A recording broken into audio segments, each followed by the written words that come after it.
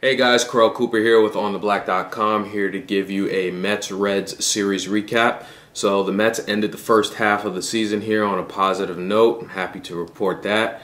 They won 2 out of 3 here against the Reds, and I really have sort of 3 takeaways.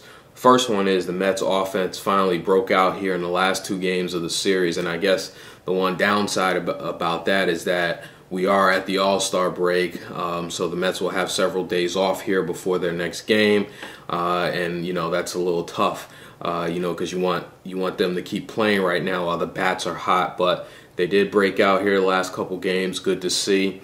Another good thing was that the starting pitchers really performed well.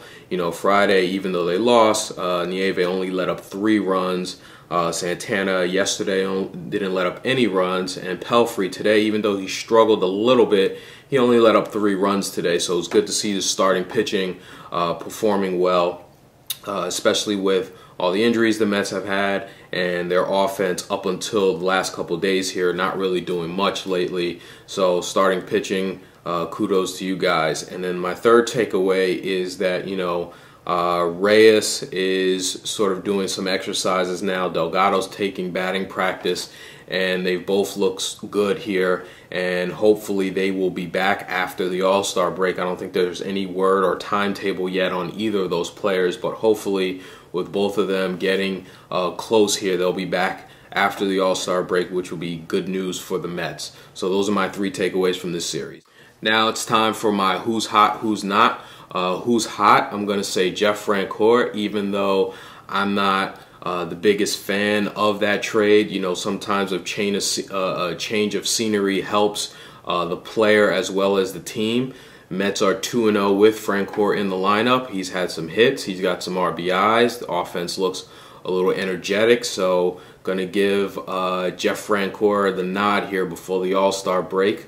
We'll see, right after the break, the Mets go to Atlanta for 4, so we'll see how he performs back so quickly there in his hometown. And then on the flip side of that, who's not hot right now, it's got to be Livan Hernandez. Last 2 starts, 15 earned runs in 7 innings pitched. Definitely not good.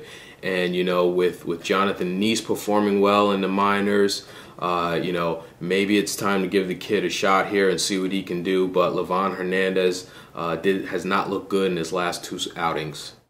And up next for the Mets, well, we have the All-Star break, and then, like I said a little earlier, right after the All-Star break, the Mets go to Atlanta for 4.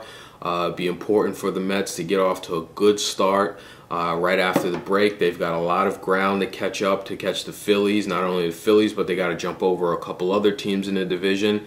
So hopefully, if Reyes and Delgado can come back soon and the Mets bats can continue to be hot, maybe they can make up some ground here early right after the All-Star break. So looking forward to seeing that.